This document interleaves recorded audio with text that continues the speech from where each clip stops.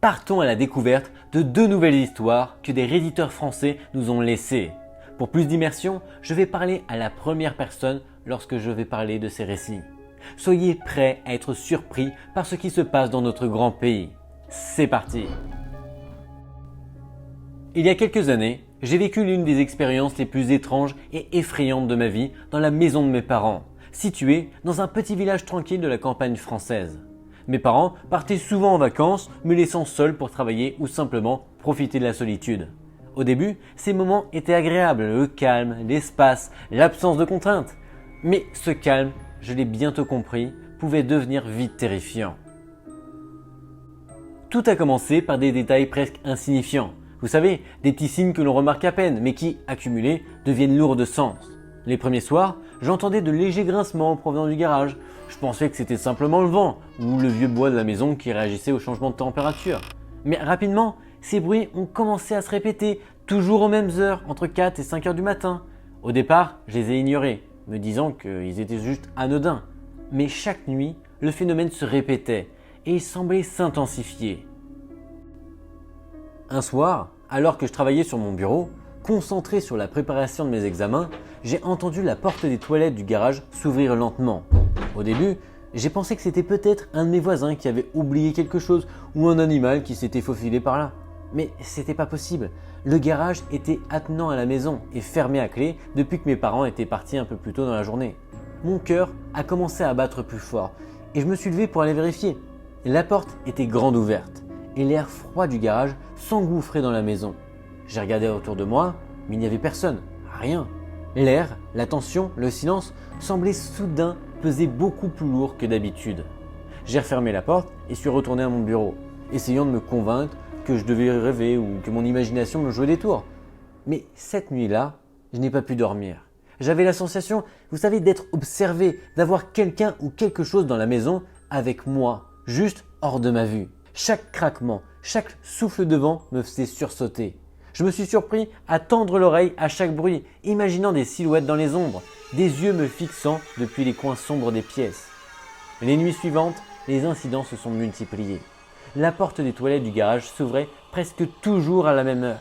Parfois, je la trouvais entrouverte, d'autres fois complètement ouverte. Un soir, j'ai même cru entendre des murmures très faibles, comme des mots que je ne pouvais pas comprendre. J'ai allumé toutes les lumières de la maison, j'ai fouillé le garage et vérifié les fenêtres. Tout était en ordre. Pourtant, le malaise persistait. Les objets semblaient légèrement déplacés. La poussière sur le sol semblait relever des traces qui n'étaient pas les miennes. Et l'air était plus froid que dans le reste de la maison, presque glacial. À un moment, j'ai commencé à me demander si j'étais pas en train de devenir fou moi-même. Le stress et la solitude, on sait bien, peuvent jouer des tours à l'esprit. Et j'ai essayé de me convaincre que tout cela n'était qu'une illusion. Mais la logique s'effondrait devant ce que je vivais. Même mes amis, lorsque je leur en parlais, me regardaient avec scepticisme. Ils me disaient que c'était probablement le vent, le bois qui craque ou même des rats.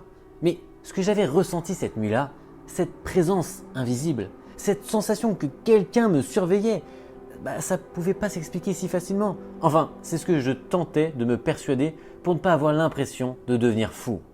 Un matin, je décidai de parler de ce phénomène à mon père. Il était visiblement inquiet lorsque je lui racontais les détails, la porte ouverte, les bruits, le froid inhabituel. Nous avons décidé de vérifier ensemble le garage pour voir si nous pouvions trouver une explication rationnelle à tout cela. En entrant, nous avons constaté que la porte des toilettes était grande ouverte. Il n'y avait aucune trace d'effraction, rien de déplacé, et pourtant, quelque chose ne tournait pas rond. L'air semblait plus lourd, comme chargé d'une présence. Mon père a refermé la porte et nous avons essayé de reprendre notre journée. Mais le malaise ne nous quittait pas. Les jours suivants, la peur s'intensifiait. Je dormais à peine, sursautant au moindre bruit. Un soir, alors que j'étais dans le salon, du coin de l'œil, j'ai cru voir une ombre se mouvoir derrière la fenêtre du garage. Je me suis précipité pour regarder, mais il n'y avait rien. Rien que l'obscurité et le silence. Et pourtant, la sensation que quelqu'un m'observait était irrépressible. À chaque pas, à chaque mouvement, je sentais cette présence. Même assis dans mon fauteuil, je sentais une présence sur ma poitrine, comme si l'air lui-même devenait plus lourd à chaque instant. Finalement, un beau jour, j'ai décidé d'installer une petite caméra dans le garage, pointée vers les toilettes. Je voulais savoir si j'étais réellement seul ou si quelqu'un entrait dans la maison. La nuit suivante, ce que j'ai vu sur l'écran m'a glacé le sang. Vers 3 heures du matin approximativement, la porte s'ouvrit doucement, toute seule. Et derrière, une silhouette sombre, vaguement humaine, se glissa à l'intérieur. Je n'ai pas osé bouger, paralysé par la peur. La silhouette resta immobile quelques secondes, puis disparut derrière la porte du fond. Je n'ai jamais pu voir son visage, mais je savais qu'elle était là. Le lendemain, j'ai montré les images à mes parents. Ils étaient incrédules, mais également effrayés. La police a été appelée. Après inspection, aucun signe d'intrusion n'a été trouvé. Pas de traces de pas, pas d'effraction, aucune preuve tangible de la présence de quelqu'un. Et pourtant, les enregistrements étaient là, montrant clairement quelque chose ou quelqu'un dans le garage à des heures où nous étions seuls. Depuis cette nuit, je ne suis jamais resté seul dans cette maison lorsque mes parents partaient. Les bruits ont cessé, mais le souvenir de cette présence invisible reste gravé dans ma mémoire. Parfois, en passant près de la porte du garage, j'ai l'impression de sentir un souffle derrière moi ou de voir une ombre mouvante dans le coin de mon œil. Je ne peux pas expliquer ce qui s'est réellement passé et peut-être que je ne le saurai jamais. Tout ce que je sais, c'est que certaines maisons, certaines nuits abritent des choses que nous ne pouvons ni comprendre ni voir. Et parfois, elles nous observent simplement, patientes, attendant que nous baissions notre garde. Qui sait ? Cette expérience m'a profondément marqué. Elle m'a appris que le calme peut être trompeur, que la solitude peut devenir une prison lorsque l'invisible est présent et que notre perception de la réalité peut être bouleversée parce que nous ne voyons pas mais ressentons. Chaque fois que je repense à cette nuit, à ces bruits, à cette porte ouverte dans le garage, je ressens encore le frisson glacé de cette peur sourde, indicible, qui s'insinue dans chaque recoin de la maison. Et cette pensée reste. Parfois, nous ne sommes jamais vraiment seuls. Il y a quelques mois, mes amis et moi avons décidé de nous lancer dans une exploration qui allait se révéler bien plus terrifiante que nous ne l'avions imaginé. Nous étions attirés par un réseau de tunnels abandonnés situé dans une région reculée de France, vestige de la Seconde Guerre mondiale, oublié de tous, sauf des amateurs d'urbex et des curieux en quête de frissons.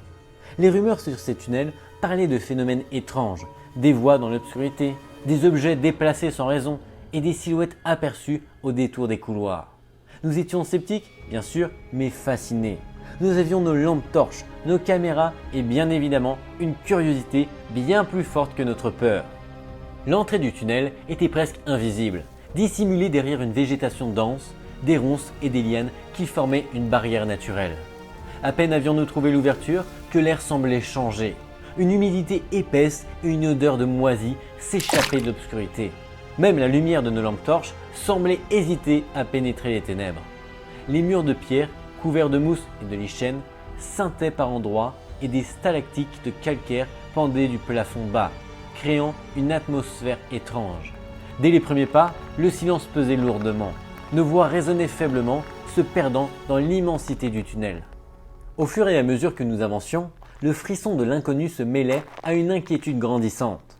Le vent, ou ce qui semblait être le vent, sifflait parfois dans les corridors et produisait des sons qui ressemblaient à des chuchotements. Lorsque nous nous sommes aventurés plus loin, j'ai entendu un bruit sourd derrière moi, comme un objet lourd tombant sur le sol humide. Je me suis retourné précipitamment, mais il n'y avait rien. L'espace semblait vide et pourtant l'impression d'être observé me glaçait le sang.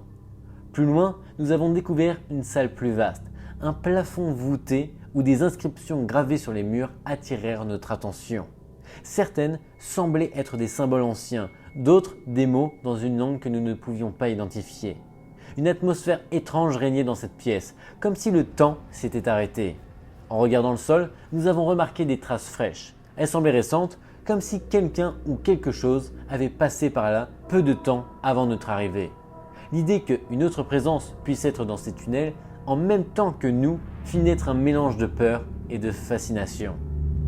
C'est alors que l'un de mes amis, plus audacieux que les autres, décida d'explorer un passage latéral étroit qui semblait s'enfoncer encore plus profondément dans l'obscurité. Nous l'avons suivi de près, mais à mi-chemin, un cri perçant déchira le silence. Il venait de notre ami, mais c'était un cri si paniqué que nos cœurs ont manqué un battement. Nous avons couru vers lui, haletant, mais lorsqu'il est réapparu, il était pâle comme un linge, tremblant de tout son corps, incapable de prononcer un seul mot. Ses yeux étaient grands ouverts, fixant un point invisible dans l'air. Il nous fallut plusieurs minutes pour qu'il retrouve un semblant de calme et même alors, il refusait de parler de ce qu'il avait vu.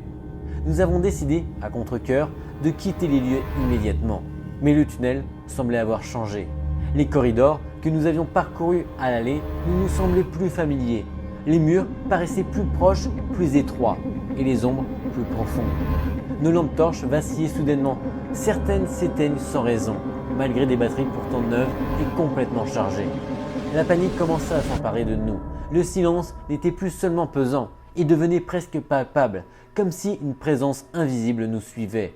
Invisible mais consciente de chacun de nos mouvements. Alors que nous approchions de l'entrée, nous avons entendu des bruits de pas précipités derrière nous. Nous nous sommes retournés, mais il n'y avait personne. L'écho des pas résonnait dans les tunnels, comme si quelque chose ou quelqu'un nous imitait. La peur devint insupportable. Nos respirations étaient rapides, nos cœurs battaient à tout rompre et chaque couloir semblait s'étirer à l'infini, refusant de nous laisser sortir. J'avais l'impression que le tunnel lui-même jouait avec nous, distordant l'espace et le temps pour nous maintenir dans son labyrinthe souterrain. Lorsque nous avons enfin atteint l'air libre, le vent glacé de la nuit nous accueillit. Mais il ne chassa pas la peur qui s'était emparée de nous. Nous étions tremblants, essoufflés et conscients que quelque chose d'inexplicable nous avait suivis dans l'obscurité. Une fois dehors, nous avons fait une pause, essayant de retrouver notre souffle et de rationaliser de ce qui se venait de se passer. Mais nos esprits refusaient de croire en une explication rationnelle. Nous savions que ce que nous avions entendu et ressenti. Il n'y avait aucun doute dans nos esprits. Nous n'étions pas seuls dans ces tunnels. Depuis cette nuit, aucun de nous n'a osé retourner dans ces tunnels. Les souvenirs restent gravés dans nos mémoires, l'air humide et glacé, les murs recouverts de mousse, les inscriptions mystérieuses, les traces fraîches sur le sol et surtout ce sentiment oppressant d'être suivi et observé. Même des semaines plus tard, j'ai encore l'impression de sentir cette présence derrière moi, comme si le tunnel avait laissé une partie de lui-même accrochée à nos esprits. Cette expérience nous a profondément marqués. Elle nous rappelle que certains lieux, même dans notre monde moderne, conservent des secrets que nous ne devrions jamais chercher à comprendre. Les tunnels abandonnés, vestiges d'une époque sombre, peuvent abriter bien plus que des souvenirs. Ils peuvent être le refuge de quelque chose que nos yeux ne peuvent voir, mais que notre esprit perçoit. Parfois, dans le silence de la nuit, je me surprends à repenser à ces tunnels, à me demander si ce que nous avons vécu était réel ou si notre peur a amplifié ce que nous avons simplement imaginé. Mais chaque détail est trop précis, chaque sensation trop réelle pour que je puisse me mentir à moi-même. Et la question qui reste, chaque fois que je ferme les yeux, est simple mais glaçante. Si quelque chose pouvait nous suivre dans ces tunnels sans jamais se révéler pleinement, combien d'autres endroits en France, en Europe ou dans le monde cachent encore des présences que nous préférerions ne jamais rencontrer? Certains mystères, certaines expériences devraient rester enfouis et certaines curiosités peuvent devenir des pièges dont on ne revient jamais totalement indemne. Depuis ce jour, nous avons appris à respecter les lieux oubliés, à ne pas chercher à les pénétrer pour satisfaire notre curiosité. Le frisson de l'inconnu peut être tentant, mais il laisse aussi une empreinte durable dans l'esprit, une peur silencieuse et persistante qui accompagne chacun de nos pas, même loin du tunnel. Et parfois, lorsque je suis seul, je jure entendre à nouveau des pas dans le silence, comme un rappel que certaines choses ne disparaissent jamais vraiment. Cette histoire nous rappelle que certains lieux ne sont pas faits pour l'homme. Dans ces tunnels oubliés, l'invisible rôde, patient et silencieux, observant chaque mouvement, chaque souffle. Même lorsque vous pensez être sorti indemne, une partie de cette peur vous suit, comme une ombre accrochée à vos souvenirs. Et si vous pensez que l'aventure n'a que du frisson à offrir, rappelez-vous que certains mystères sont mieux laissés dans l'obscurité. Parce que parfois, l'inconnu ne disparaît jamais vraiment, et peut-être bien plus proche que vous l'imaginez. J'espère que ces histoires vous ont captivé. On se revoit vendredi prochain pour une nouvelle vidéo. Bye bye!